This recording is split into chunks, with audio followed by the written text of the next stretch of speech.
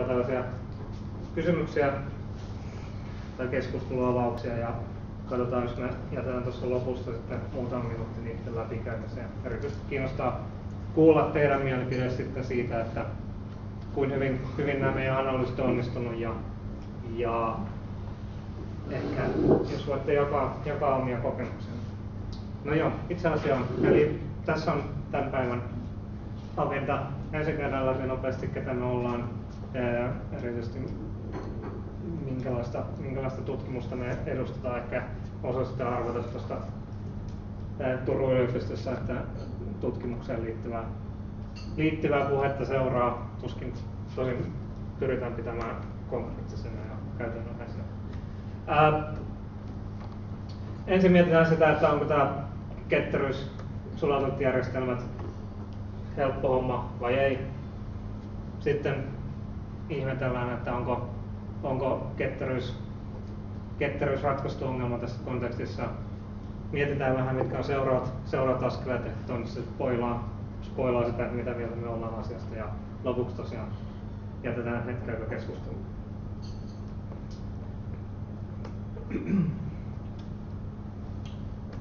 Joo, tosiaan kyseessä puhutaan sulatoitusjärjestelmistä ja ketteryydestä. Ja ketterät menetelmät perinteisesti on tuolta softapuolelta tulleita, niin meillä on tässä tämmöinen tutkimusryhmässä tämmöinen hieno kahtiajako, että meillä on softa-ihmisiä, Tuomas edustaa tässä, ja sitten itse on taas tuolta laitteistosuunnittelun puolelta digitaalisuunnittelusta, ja meillä on koko tutkimusryhmä on jaettu näin niin kuin kahteen osaan, että on tässä edustettuna molemmat puolet tästä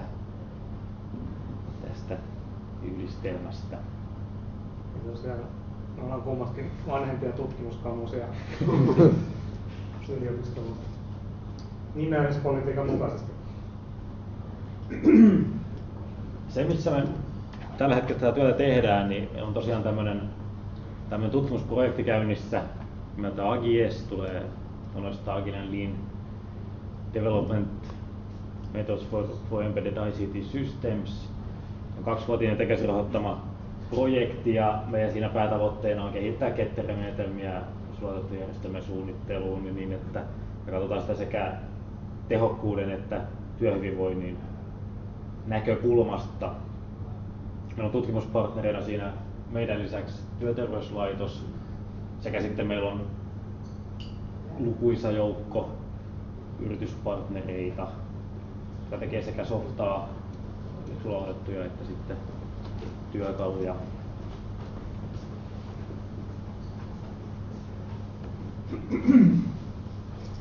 No niin.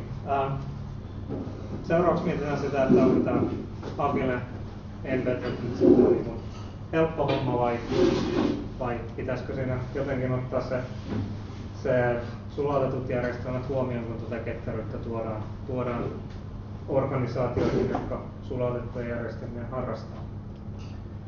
No, tässä hyvä ottaa määritelmästä, eli kun me puhutaan sulautetusta järjestelmästä, niin silloin me tarkoitetaan semmoista järjestelmää, jossa on kiinteästi toisistaan riippuvat osat ohjelmistoa sekä sitten se laitteistopuoli, jossa se ohjelmisto pyörii. Ja yleensä siinä on sitten kolmantena osana on mekaniikka, mikä muodostaa sen varsinaisen laitteen.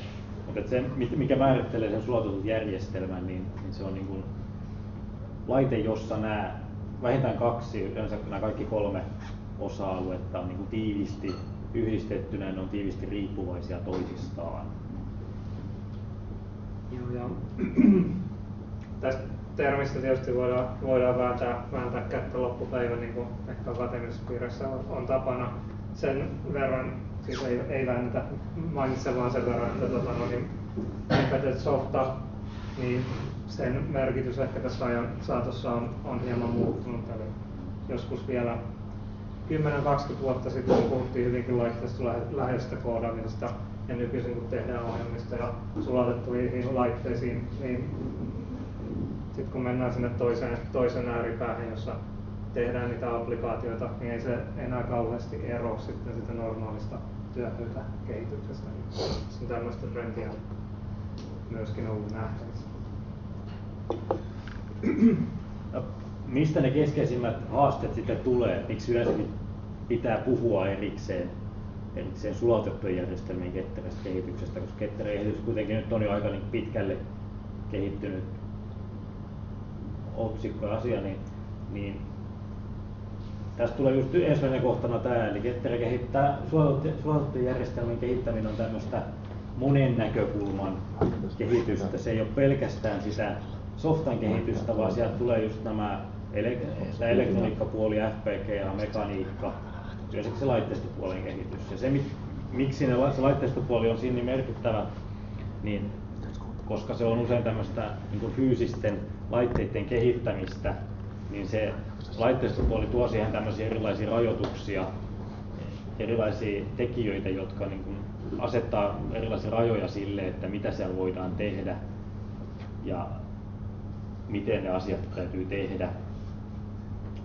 Toisaalta sulautetut järjestelmät usein, niihin liittyy tämmöisiä turvallisuuteen liittyviä asioita ja monia asioita, mitkä on viranomaismääräysten mukaisesti. Viranomaismääräykset asettaa sinne tiettyjä vaatimuksia. Ja tätä kautta tulee taas semmoisia haasteita esim. Että siellä saattaa olla tämmöisiä real-time-vaatimuksia, tosiaikaisuusvaatimuksia, sekä tietynlainen jäljitettävyys pitää olla koko ajan säilytettävissä. Ja myöskin se, että monet tämmöiset viranomaisvaatimukset saattaa lähteä niinkin alhaalta, että ne määrittää sen jo, että miten ne asiat on pitänyt tehdä alun perin. Eli se voi olla, että viranomaisvaatimus määrittää, että tämä pitää tehdä niin kuin vesipitousmallin mukaisesti tämä homma, jotta se voidaan niin kuin esittää, että tämä nyt varmasti vastaa sitä, mitä on vaadittu. Ja nämä on semmoisia niin keskeisiä asioita, mitkä välttämättä ketterän kehityksen ei suoranaisesti sovi. Ja ylipäätään muuttaa sitä toimintaympäristöä verrattuna ihan puhtaaseen softakehitykseen jokseenkin erilaiseksi. Puhutaan vähän eri asioista. Tuossa muuten reunassa nyt noita puhekuplia, jos pystytte multitaskaamaan, niin voitte miettiä noita tuossa samalla, kun jatketaan esitystä.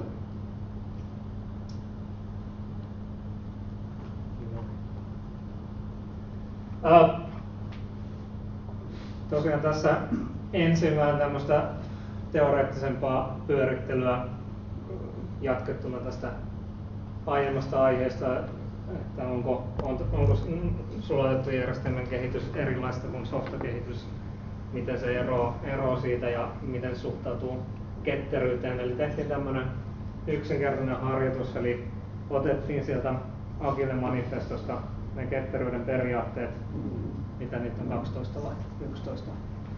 Ja niin ruvettiin yksi kerrallaan miettimään, että jos meillä on tällainen sulatettu järjestelmä tekevä tiimi, niin miten tämmöinen periaate, onko se hyödynnettävissä siellä tiimissä. Ja niin, tämmöisen lopputuloksen päädyttiin, että siellä toki oli asioita, periaatteita, jotka sopii ihan hyvin sulautettujen järjestelmien kehitykseen. Yleensä nämä periaatteet on sellaisia, mitkä sopii sitten oikeastaan mihin vaan työntekoon. Täällä puhutaan esimerkiksi siitä, että liiketoiminta rajapinnassa olevien ihmisten kehittäjien pitäisi tehdä päivittäin työtä yhdessä. Jatkuva keskittyminen tämmöisen tekniseen eri omaisuuteen, hyvään designiin, edistää sitä ketteryyttä, yksinkertaisuuteen pyrkiminen ja sitten tämmöinen niin kuin palautteeseen reagoiminen. Ne on sellaisia yleisiä asioita, mitkä sopii myöskin sulatettujen järjestelmien kehitykseen. Mutta sitten me löydettiin sieltä myös tämmöisiä periaatteita, mitkä ei sellaisenaan sulatetussa kontekstissa toimi. Ja ihan siitä yksinkertaisesta syystä, että tämä vilahtelee sana softa aika monessa noista periaatteista, eli siihen pitäisi joku laajennus löytää. Tuossa nyt esimerkiksi working software is the primary measure of progress, eli tämähän nyt ei siinä sulatetussa kontekstissa toimi, koska meillä on kaikkea muutakin kuin softaa siinä meidän kehitystyössä väsätään. Ja se, miten me softan kehittymistä mitataan, niin ne mittarit on aika erilaisia kuin sitten ehkä rauta- tai mekaniikkapuolella. Sitten täällä oli näitä että pyritään tämmöiseen jatkuvaan toimittamiseen, joka taas laitteistopuolella voi olla haastavaa. Se työskentelyrytmitapa on erilainen, palataan siihen myöhemmin. Muuttumat vaatimukset. Tässä nyt taas voidaan ottaa mekaniikka esimerkiksi, eli tiettyyn pisteeseen asti niitä muuttumia vaatimuksia voidaan ottaa huomioon, mutta sitten kun aletaan tekemään niitä oikeita malleja, muotteja, niin sen jälkeen muutosten tekeminen, niin hinta niin kun napsahtaa ihan eri sfääreihin. Ja ehkä suuri tämmöinen ero ja haaste sitten tämmöisen softapuolen ketterän kehitykseen, niin oli tämä niin kuin asiakkaan ottaminen mukaan aikaisin ja jatkuvasti niin tarjota sille asiakkaalle jotain niin kuin toimivaa. Se ei välttämättä sulatetussa ympäristössä aina onnistu. Sekin, että vaikka tässä on nyt jyrkästi jaoteltu näin, että toinen puoli toimii sellaisenaan, toinen ei toimi, niin se nimenomaan tarkoittaa sitä, ei tarkoita sitä, etteikö tuo vasemmalla puolella sopisi, vaan enemmänkin sitä, että ne pitää niin kuin purkaa sinne, että mikä on se ajatus siellä taustalla ja miten se voidaan se sama ajatus tuoda sitten tähän sulatettujen kontekstiin. Näin mielestä tämä nyt oli yksi sellainen osoitus, että tämä ketteryys ei niin kuin suoraan laatikosta otettuna toimi sulatetussa järjestelmissä, vaan siinä pitää tehdä pikkasen sovitustyötä. No, tähän liittyen ehkä konkreettisemmalla tasolla me ei nyt tässä esityksessä vielä, ehkä sitten ensi vuoden TADissa käydä yksityiskohtaisesti näitä yrityskeissejä läpi, mutta jotain mitä me ollaan tässä niin kuin eri ihmisiä haastatellessa kirjallisuutta lukeessa löydetty tämmöisiä niin kuin oikeassa elämässä havaittuja haasteita tämän sulatetun Agilen käyttöönotossa. Ja tässä on otettu neljä tämmöistä esimerkkiä. Näitä toki on enemmänkin. Me käydään ne järjestyksessä läpi. Ensimmäinen on tämä munakana-ongelma. Eli sulatetussa kehityksessä niin on tämmöiset tietyt realiteetit, eli yleensä se rauta pitäisi olla valmista, jotta me pystytään kirjoittamaan sillä softaa. Ja sitten toisaalta softa tarvitaan, jotta me pystytään testaamaan sitä rautaa. Ja tästä seuraa tämmöinen pieni aikatauluongelma ja toisaalta semmoinen niin kuin, se lähinnä liittyy tämän työn rytmittämiseen. Eli softa-tiimi voi aloittaa työn vasta sitten, kun ensimmäiset protolaudat on ikään kuin valmiina. Ja siinä kohtaa taas tulee rautatiimille tauko, kun he odottaa sitä, että softalta saadaan jotain toiminnallisuutta siihen piirille, jota voidaan lähteä testaamaan. Toinen haaste, joka on tuossa meidän logossakin, niin on nämä epäyhteensopivien rattaiden ongelma. Eli kun mietitään tällaista sprinttipohjaista ketterää kehitystä, jossa koko tiimin pitäisi elää sitä samaa rytmiä, niin sulatettujen järjestelmien kehityksessä tulee tähän haasteelle, että softa tuossa pienempänä rattana on se kaikista ketterin. Se pystyy tämmöisiin järkeviin lyhyisiin sprintteihin ja sitä pystytään ohjaamaan sitä softan kehitystä näiden sprinttien välissä. Rauta on ihan huomattavasti hitaampaa reagoimaan tämmöisiin asioihin, koska siellä se uusien ominaisuuksien kehittäminen, niiden testaaminen vie jo pidemmän aikaa. Ei kerta kaikkiaan vaan saada siinä samassa 2 viikon kuukauden sprintissä tehtyä niitä user storeja tai tikettejä samaa vauhtia, kun softasta ei välttämättä saada yhtä aikaiseksi siinä ajassa. Ja mekaniikka on sitten se kaikista hitain toimia, jossa muutosten tekeminen kestää pitkään ja pitää tehdä muotteja ja testata niitä niin fyysisesti. Eli miten me tämmöisessä ympäristössä, missä tavallaan siinä tuotekehityksessä olevat eri tiimit saadaan niin kuin toimimaan ketterästi, puhaltamaan yhteen hiileen, kun ne luontaisesti toimii eri rytmissä. Tämä tuntuu olevan semmoinen erityisen iso haaste. Sitten ehkä tässä on tällainen pikkasen provosoiva kalvo. Omenat ja appelsiinit, puhutaan rauta- ja softainsinööreistä. Periaatteessa kummatkin tekee tietotekniikka-alan töitä, mutta ollaan havaittu, että se tavallaan toimintatavat ja jopa tämmöinen tietynlainen asenneilmapiiri näissä tiimeissä on erilainen. Ja nyt taas rankasti karrikoiden, niin rautainsinöörit on ehkä tämmöisiä enemmän perinteisiä insinöörejä, jonkunlaisia nojaa semmoisen perinteisiin, joka johtaa siihen, että tämmöisten uusien ketterin hippikäytäntöjen tuominen rautapuolen tiimeihin saattaa tietysti tilanteessa olla hankalaa, että se nähdään jonkunlaisena tämmöisenä turhanpäiväisenä leikkinä, aihatteluna.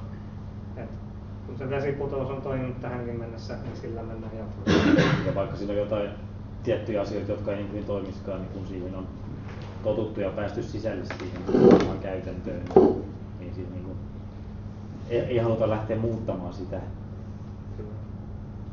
Ja tämä nyt on yksi asia, että se vesiputous ihan oikeasti toimii tietysti tilanteessa siellä rautakehityksessä, että niin kuin, se ehkä se tarve uusille menetelmille ei ole niin suuri kuin sitten softapuolella, jossa sitten softakehittäjät on vastaanottavaisempia. Toisaalta siellä voidaan sitten nähdä tämmöistä tietynlaista taiteellisuutta, eli sitten kun sitä softaporukkaa ei ymmärretä ja sen annetaan vapaasti organisoitua, niin ne organisoituu ehkä sitten väärällä tavalla niin, että siitä oikeasti tulee tietynlainen mustalaatikko. Tietyllä tavalla laitteistopuolina on sinänsä lähempänä tämmöistä perinteistä insinööritiedettä. Senkin takia ehkä tämmöinen perinteinen insinöörilähestymistapa on luontevampikin siellä. Että softa on kuitenkin niin kuin, se on tuoreempi, uudempi insinööriala. Ja siinä on niin kuin, sen takia siinä toisaalta hakeutunut ehkä erityyppistä porukkaa ja siihen sopii erilaiset käytännöt yliopisteessa. Niin, että jos tässä oikein niin filosofiaksi lähdetään, niin ehkä softa on enemmän ja enemmän nykypäivänä sitä, että sillä niin kuin ratkaistaan niiden loppukäyttäjien ihmisten ongelmia, kun taas raudassa ne ongelmat on ihan oikeasti teknisiä, mitä siellä käydään läpi, että siinä on sellainen filosofinen ero.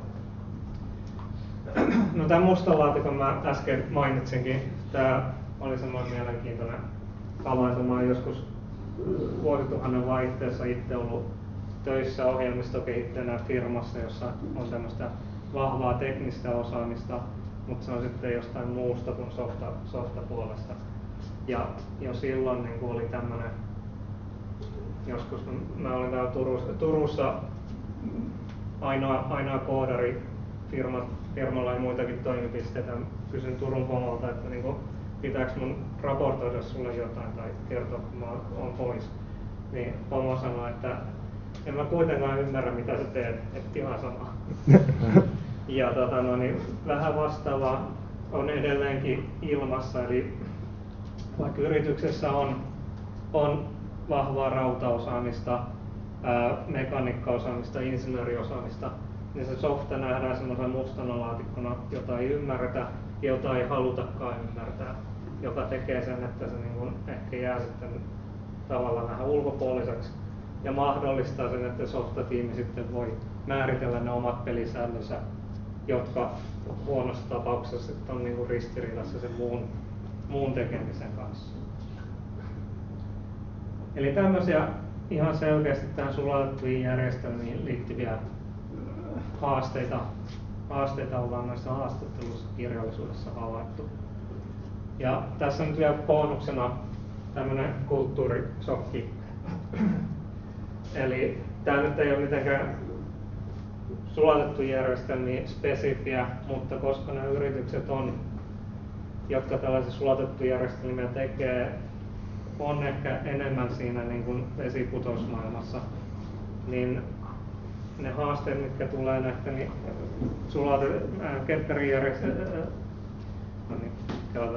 Ketterin menetelmien käyttöönotosta, niin ne on tietysti isosti läsnä sitten näissä keisseissä, jossa saattaa olla, että yritys ei ole edes miettinyt niiden Ketterien menetelmien käyttöönottoa. Sanana se on tuttu, mutta ei me oikeastaan tiedetä, mitä ne tarkoittaa. Vaikka meillä on 30 softakaveria tuolla tekemässä jotain, ei tiedetä mitä, kun ne on siellä omassa laitoksessa. Joo, eli tämmöisiä haasteita havaittiin.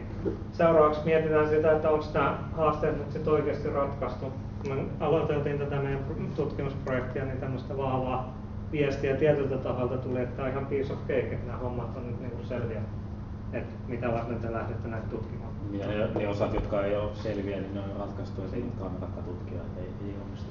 No katsotaan, onko tosiaan näin. No, tässä on tosiaan nämä muutama keskeisin juttu, mitkä on noussut näissä tähän mennessä tehdyistä asioista, niin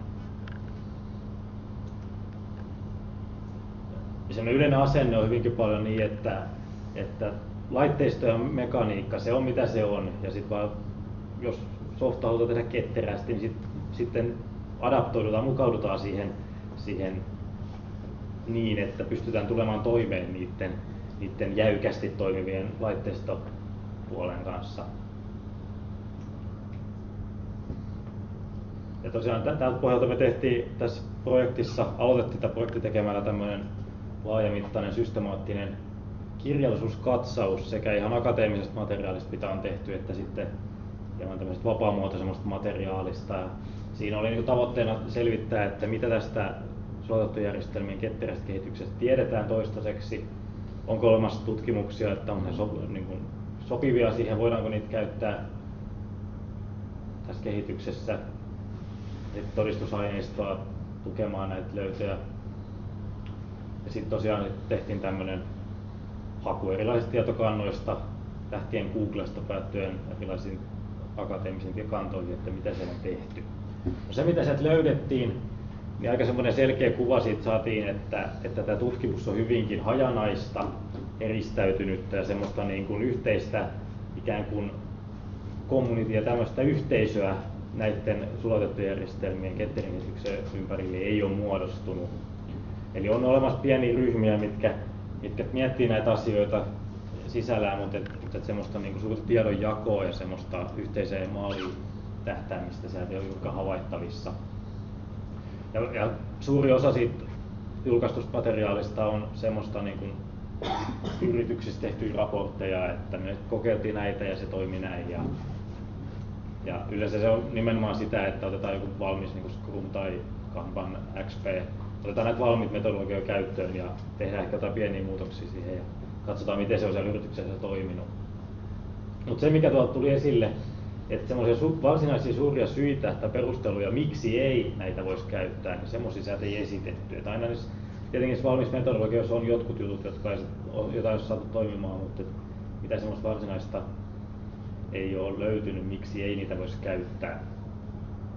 Se mitä tuossa on sanottu, että niitä, juuri näitä tiettyjä rajoitusta ja sen softalähtöisyyden takia, niin niitä ei niin kuin ihan yksityiskohtaisesti voida noudattaa eikä pidäkään. Ja tältä pohjalta sitten siellä on kirjallisuudessa ja julkaisuissa on esitetty joitain tämmöisiä sulatettuihin sovellettuja menetelmiä.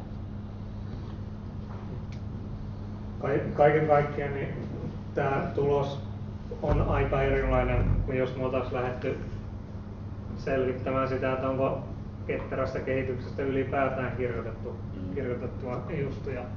Tietysti akateeminen maailma ei aina niin kuin heijasta sitä todellisuutta ja saattaa olla pikkasen jäljessä, mutta kyllä tässä niin kuin voidaan vetää se johtopäätös, että jos valmiita ratkaisuja on olemassa, niin ne on kyllä aika hyvin piilotettu jonnekin. Ok. Jos ei olisi tullut selväksi, niin meidän vastaus niistä mission accomplished on no. Eli silloin pitää miettiä, mitkä ne seuraavat askelet on, miten me voitaisiin parantaa tilannetta täällä sulautetulla puolella.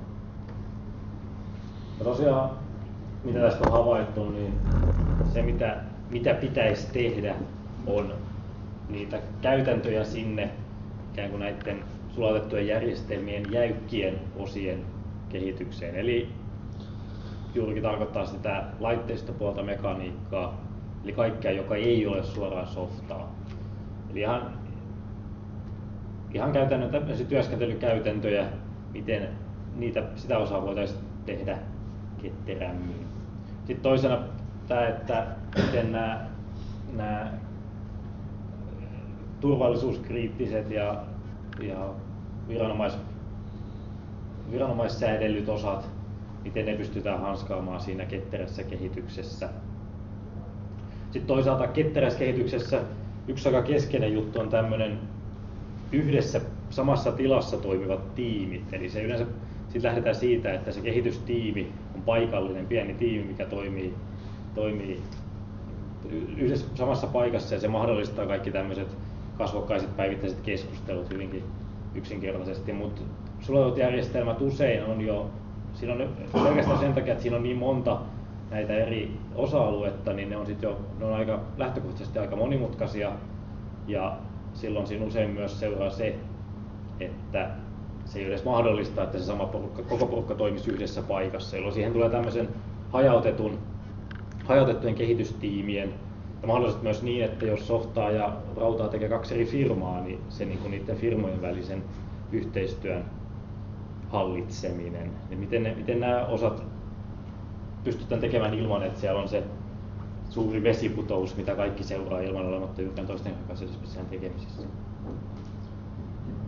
Hieno homma tässä tietysti on se, että tuolta yleisen ketteryyden puolelta niin löytyy paljon materiaalia erityisesti näiden 2 viimeisen ongelman ratkaisemiseen, kunhan nyt sitten vaan otetaan huomioon ne sulautettujen järjestelmien tietyt erityispiirteet, sen sulautetun järjestelmän kehitystyön erityispiirteet, joita osin tuossa aiemmin avattiin. Kuten sanoin, me ei tässä nyt niin kuin vielä täysin purata tätä meidän tutkimuksen tuloksia ihan senkin takia, että me ollaan vasta puolessa välissä projektia, mutta jotain voidaan sanoa jo nyt. Tässä semmoisia, mitä tosiaan on ensimmäisiä, mitä on löydetty, niin yksi aika tämmöinen merkittävä löytö ihan niin kuin yleisellä tasolla näissä yrityksissä on ollut, että monet niistä, jopa ne kaikkein suurimmat, niin siellä ei tosissaan, kun kysytään, että käyttääkö ketterimenetelmiä, niin se voidaan jatkaa, että käyttääkö mitään menetelmää. Eli ainakin niin kuin tietoisesti ei käytetä mitään menetelmää. Se työ on niin kuin muotoutunut tiettyihin uomiinsa vuosien myötä, ja uudet työntekijät jollain tavalla pääsee siihen työn mukana siihen sisälle, mutta varsinaisia tämmöisiä metodeja, niitä saattaa olla, että niitä on olemassa, mutta se käytännön työ niin voi olla jotain ihan muuta kuin se, mitä niissä on määritelty niissä menetelmissä. Ja toisaalta, mikä tuossa tuli aikaisemmin tästä yhteisön puutteesta, niin siellä on olemassa taas yrityksiä, jotka voi olla hyvinkin pitkällä tässä ketterimenetelmien käyttämisessä, jopa siinä ihan mekaniikkasuunnittelussa asti. Mutta koska tässä sulautettujen järjestelmien puolella ei ole semmoista samanlaista yhteisöä muodostunut, ja ehkä he ei ole sit löytänyt sitä paikkaansa sieltä softapuolen sulautettujen yhteisöstä, niin se tiedonjako on hyvinkin vähäistä. Et siellä yrityksen sisässä saatetaan olla hyvinkin pitkällä sitä, mutta eikä minkäänlaista keskustelua sen yrityksen ulkopuolelta jaa niitä ajatuksia, että se pääsisi niin kuin isommassa mittakaavassa kehittymään. Joo. Ratkaisuna tähän esitämme tämmöisiä yksinkertaisia, mutta varmasti ainakin osin toimivia toimivia ehdotuksia. Tämän AGS-projektin myötä meillä on tarkoitus kirjoittaa tämmöinen Embedded Agile-käsikirja, joka tähtää semmoisen helppokäyttöisyyteen ja helppolukuisuuteen, ja ehkä se painopiste on nimenomaan PK-sektorin yrityksissä, joilla ei ehkä ole varaa ihan vaan testatakseen palkata jotain ketterää konsulttia sinne yrityksen sisällä. Eli tavallaan tämmöinen niin kuin jonkunlainen tutorial tai primeri siitä, että miten se ketteryys voisi sinne kuhunkin firmaan osua ja mitä hyötyä siitä voitaisiin saada. Ja nyt sen jälkeen voidaan miettiä sen konsultin palkkaamista. Ja toinen, mitä Ville tuossa jo kävikin läpi, että jonkunlainen yhteisö noisten suotettujen järjestelmien ketteryyden puolella olisi hyvä saada, jotta ei törmätä siihen että käydään tuolla firmoissa juttelemassa, että joo, että kyllä meitä tämä ketteryys kiinnostaa, ollaan myös termi kuultu, mutta don't know, miten me sitä täällä meidän firmassa lähdetään hyödyntämään. Ja toivon mukaan vuoden päästä ollaan tässä asiassa viisaampia, jolla pystytään tuomaan teille sitten vielä astetta konkreettisempia ratkaisuja. Että tuotin tässä konkreettisia ongelmia esille ja seuraava vaihe on sitten rakentaa niitä ratkaisuja. No niin, meillä jäi kivasti 10 minuuttia tässä aikaa, jopa 11 minuuttia keskustelulla. Niin jos pongasitte noita puhekuplia tuosta, niin nyt on ikään kuin yleisöllä sitten sananvapaalla täällä. Onko teillä Digistreet? Mikä? Digistreet. Ei kyllä ole. Ne tekee autoa Iteraattis Scrumilla. Siitä on muutama hyvä video, jos hakee vaikka Digistreet Scrum Gatherings Jaku. Se oli 2 vuotta sitten siellä esittelemässä sitä. Ne teki 3 kuukaudessa vai 4 kuukaudessa auto, joka päästi 100 kilsaa. Ja ne tekee niin joka viikko useampia iteraatioita nopeasti. Ne pystyy eri vähän vauhdissa tekemään kaikenlaisia, vaihtamaan osia siihen ja kehittämään rinnakkaisesti niitä. Se on niin modulaarisuutta ja muuta käyttöä. Sehän on pelkkää rautaa. Ja just kaikilla erilaisia systeemejä, ne pystyy vaihtamaan moottorin siihen 5 minuutissa polttoaineella syöttää vaihdelaatikko ja moottori pystyy vaihtamaan semmoista samalla kuin se käysmoottori. Tämä ei Audin tiedossa sillä autolla testatakseen vaan eri asioita. Eli siellä on hyviä esimerkkejä, miten niin raudan kehittymistä on niin lähestytty ihan niin radikaalille. Ei puhuta edes, että se on vähän, niin vähän nopeampaa, vaan tehdään, voi sanoa, että ne tekee samalla kuin softaa. Ja tuosta tuli tällainen avainsana kuin modulaarisuus, eli vaikka me ei nyt niihin tuloksiin tässä nyt mennäkään, niin se on yksi mikä tässä on hyvin vahvasti noussut esille, eli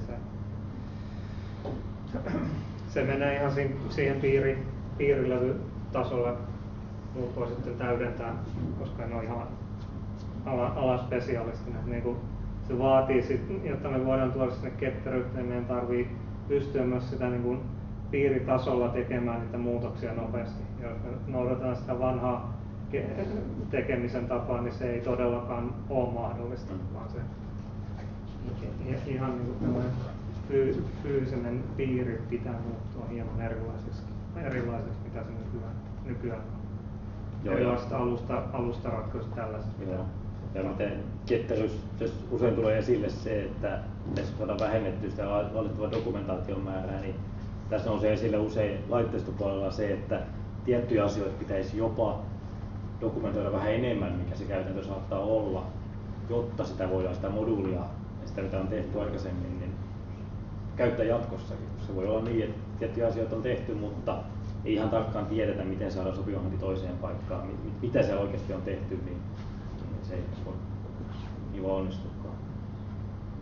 Mutta jo toi tosi hyvä hieno asia kuulla, että näitä myös on niin kuin julkaistu tämmöisiä tekemisiä. Me tiedetään, että on firmoja, joissa tehdään ketterästi sulatettuja järjestelmiä, mutta ne ei ole kauheasti niin kuin niistä ainakaan vielä niin kuin julkisuuteen sitten niin puhahtunut. Tanskassa, jossa oli kai se firma, joka suunnittelu varmaan aika hyvin käyty läpi se. No ainakin täällä kotimassa ollaan nämä käyty. Tuskin täydellisesti, mutta kuitenkin. Ehkä tässä joukossa on jotain, jotka on käyttänyt ketteryyttä sulatettujen järjestelmien kehityksessä. Onko ketään, joka ollaan kokemuksia? Onko kerrottu? Joo, Estolla on hommissa ja meillä käytetään ketterimenetelmiä tässä. Tehdään tämmöistä sähköllä lataushommaa. Se on sulautettu ja kyllä me sähköllä ketteri. Mitä me esitettiin nämä niinku haasteet tuntuu, onko se semmoinen, mihin sä oot itse törmännyt? Kyllä voi. Mietin, että oletko sitä James Grenningin kirjan mukana?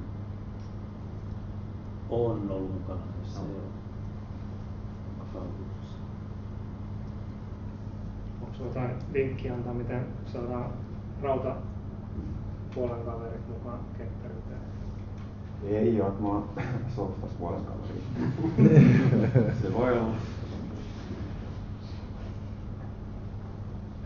Onko meillä porukassa ketään enemmän niin rautasuunnittelua orientoitunutta? Ehkä tääkin kertoo sitä tosiasiaa. Osin todistaa oikeaksi näitä meidän hypoteeseja. Mitäs muut sulatettu järjestelmän parissa työskennellä, että onko jotain, mitä tämä toimii eläinlääkissä?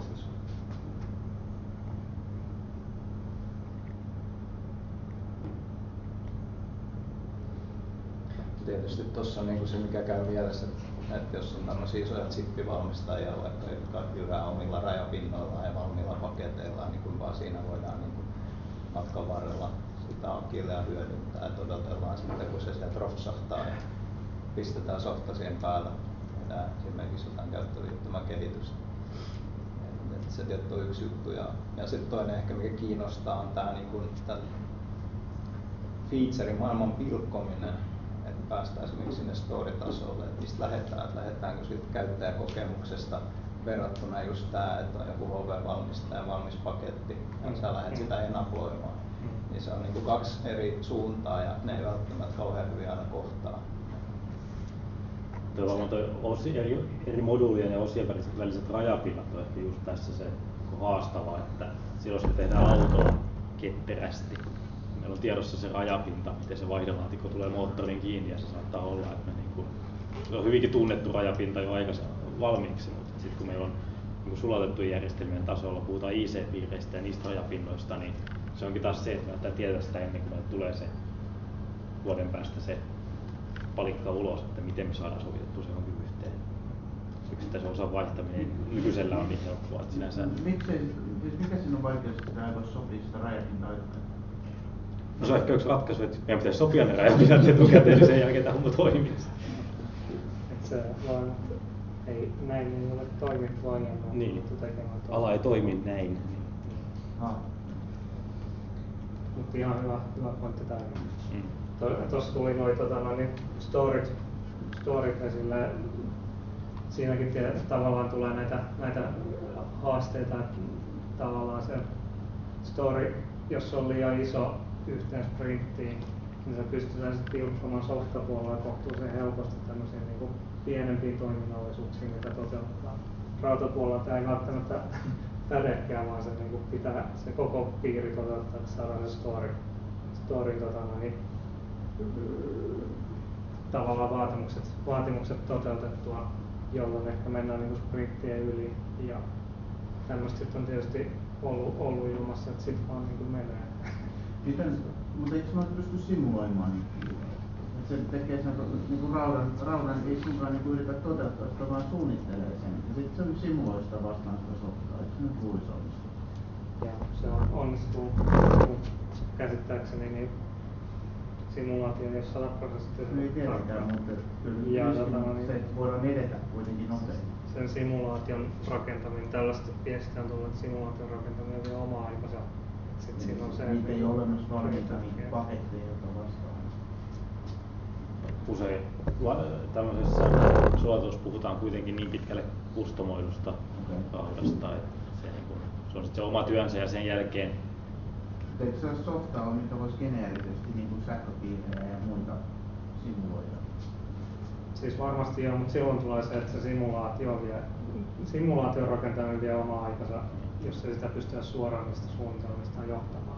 Ja silloin meidän pitää miettiä, että kannattaisiko meidän tehdä suoraan tehdä sitä tavallaan oikeaa piirejä sen sijaan. Kun puhutaan just näistä jostain tosiaikaisuusvaatimuksista ja näistä, niin ne on ne suurimmat tekijät, mitä simulaatio ei koskaan pysty ottamaan kuitenkaan täysin vastaan. Se on kuitenkin sitä fysiikkaa jo, mikä siellä on taustalla.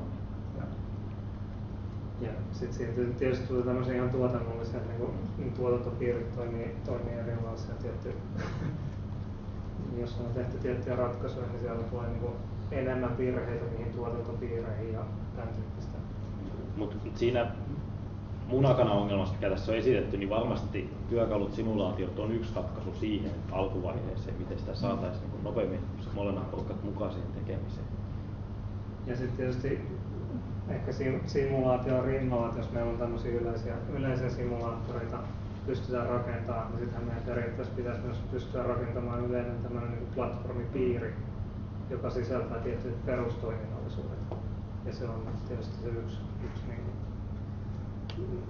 kirjallisuudessakin oli sitä tämmöinen, miksi sitä puhuttiin platform-based design. Ne on tietyt toiminnallisuudet aina olemassa valmiiksi ihan oikeasti, että pystytään alkaa siihen koodaamaan tiettyjä toiminnallisuuksia, ja sitten se kustomoitu rauta tulee myöhemmin, mutta silloin meillä on jo jotain valmiina, kun päästään siihen pisteeseen. Hyvä. Onko vielä jollain hyvä loppukaneetti, niin meidän ei tarvitse yhteydetään yhteen. Ja niin kuin ehkä tässä kuulitte ja osalla on jo käytännön kautta se kokemus, että tämä nyt on tietyllä tavalla raapastuvasta pintaa tästä näin, ja tässä olisi vielä asioita, joita voisi pohtia ja miettiä enemmänkin. Ehkä se tilanne, mikä täällä sulatetulla puolella, niin on vähän samantyylinen kuin ehkä sitten softapuolella joku 10 vuotta sitten, että aletaan oikeasti miettimään, että voisiko menetelmien kautta saada lisää tehoa siihen tuotekehitykseen. Ja siinä mielessä mielenkiintoisia aikoja elämme tämän osalta.